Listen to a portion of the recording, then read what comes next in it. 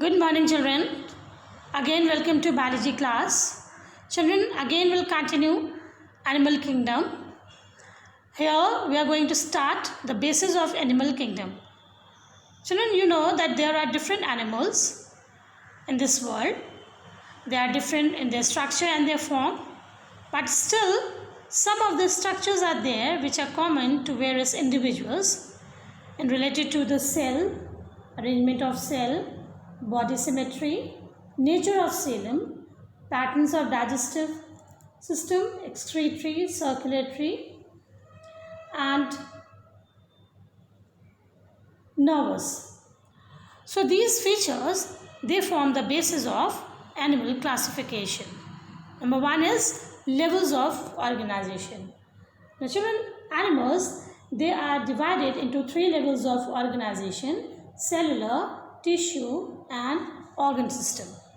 Cellular level or cellular grade of organization means the animals, they are multicellular, but the cells, they do not form the tissues.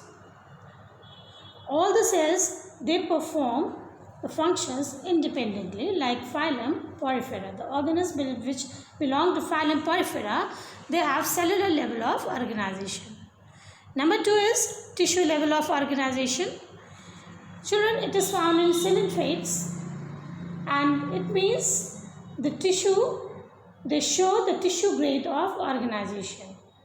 The cells, they are specialized and they unite and they form a tissue, and these tissues, they perform the different functions and they are arranged in two embryonic layers. Organ system or organ level of organization, organ system level of organization means, children, thus is exhibited by members of the Platyhelminthes and other phylums. Okay, now in these tissues, they are grouped together and they form the organs, and each organs, they are specialized for a particular function. So all the higher animals and from the Platyhelminthes, the animals, they show organ system of organization.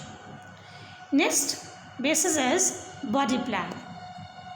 That means cell aggregate plan, blind sac plan, tube within tube plan. Cell aggregate plan means, children, it is found in simplest multicellular animals like the sponges which belong to phylum Porifera. They show some division of labor, and some cells, they are differentiated and they form specific functions, but the cells, they are not organized into tissues. So there is no nervous system and no sensory cells in these organisms. Blind sac plan means usually it is found in the animals found in coelentrates and flatworms. The body, it is sac-like and it has a single central cavity which acts as a digestive tract. Only one aperture is there which opens outside, and it acts as a mouth and anus. But these show the distinct tissues but no organ system of organization. Now, tube within tube plan. In all the other groups or in higher animals, this type of system, this type of plan is found, in which the body cavity, it is first in the tube, and inside the tube lies the digestive tube or the alimentary canal with the opening at each end. That means the digestive system is complete, and the undigested waste, it is thrown out from the anus, which opens at the posterior end. Now, tube within tube organization, it has developed by the replacement of parenchyma in flatworms, and it is filled by a filled space called the body cavity. Now, tube within tube, it has evolved in two ways in animal kingdom: protostomal plan and deuterostome. Protostomal plan means first the mouth develops during the embryonic development, and after that anus developed at the later stage, like Platyhelminthes, Annelida, Mollusca and Arthropoda. In deuterostome plant, children, the anus, it forms first, and mouth, it forms or it develops later. Now, animals include the echinoderms and chordates. Next, children, we see the body symmetry, how the body is arranged. Okay, so the arrangement of similar body parts on the two sides of main axis of the body of an organism, it is called symmetry. So on the basis of symmetry, animals, they are divided into two types, asymmetrical and symmetrical. Asymmetrical means the body cannot be divided into two equal halves in any plane, like amoeba, sponge and snails. Whereas symmetrical means the animals or the body, it is divided into two similar halves in one or more planes. They are symmetrical animals.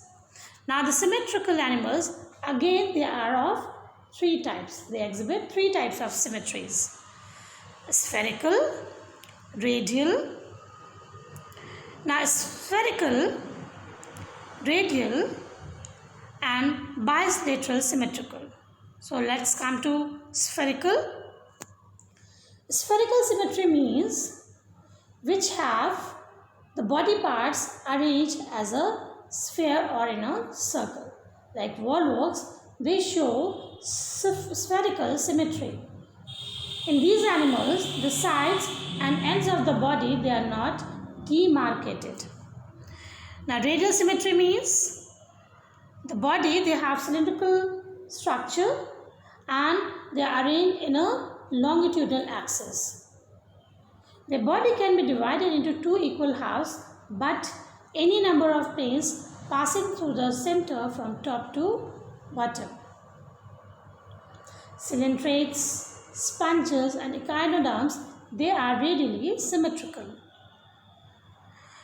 Now next is radial symmetry. It again has following types.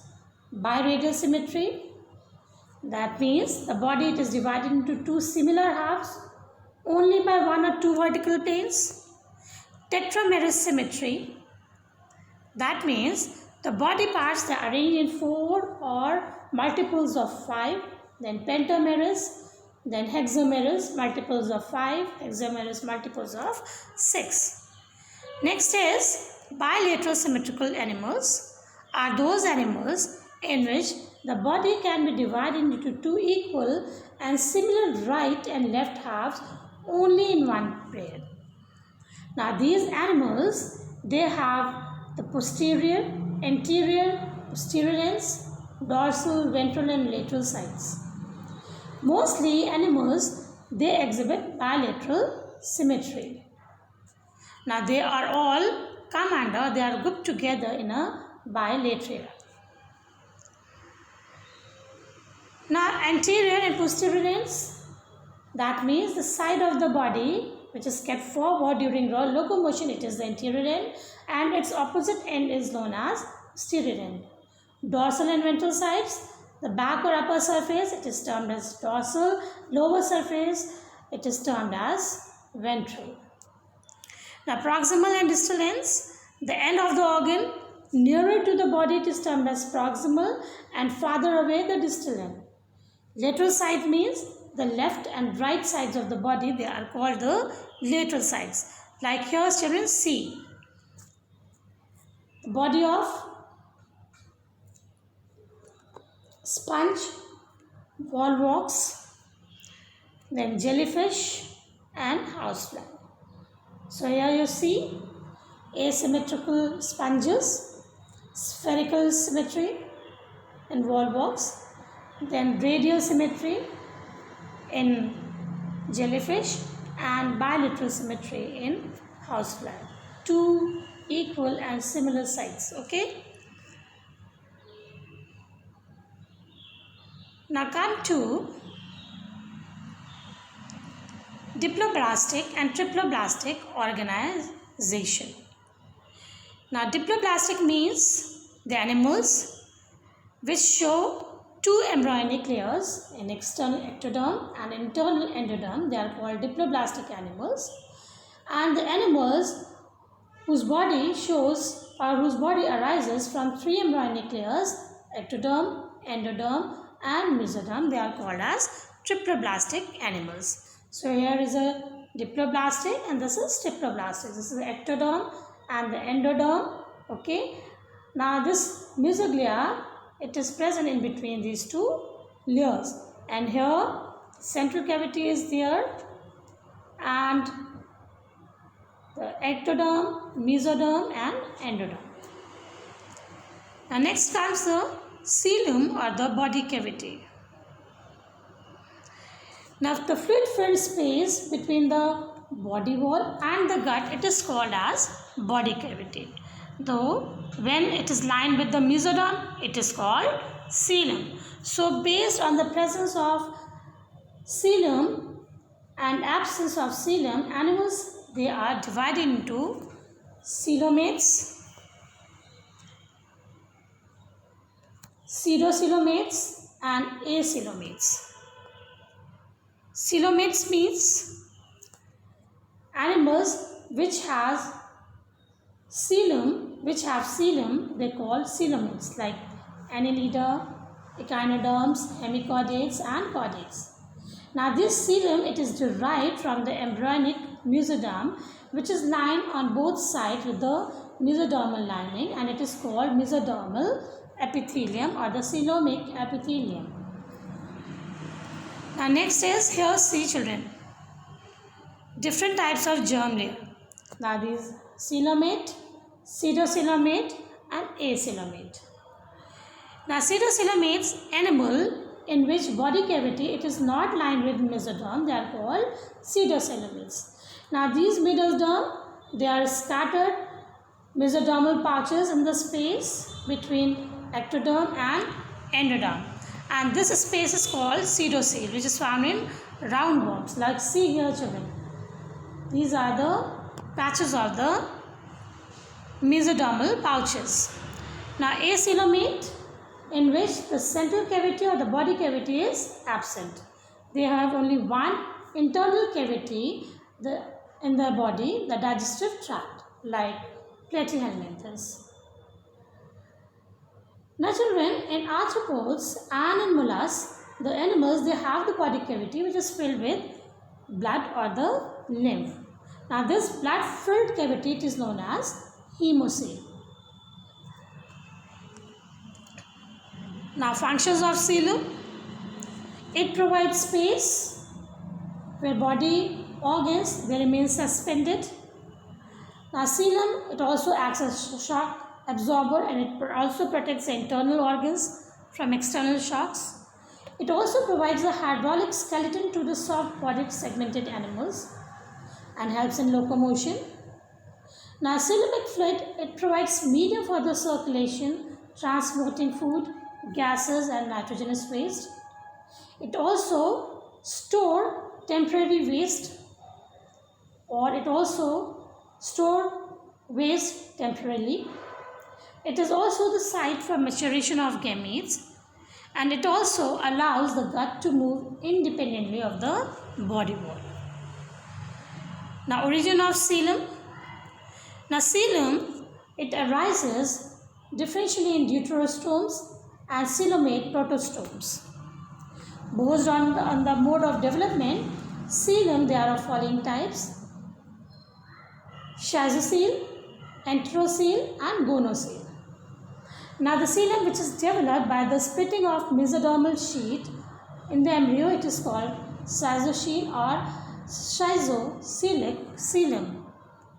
It is found in the organism, present in annelids, arthropods and mollusks. Enterocele means Coelom, which arises from the outpocketing from the embryonic archenteron, and they fuse and they form a cavity on either side of the gut. Usually it is found in echinoderms and chordates. Gonocele means develops by the enlargement of gonadial space of acoelomate. Segmentation, children, will learn in our next class. Thank you and have a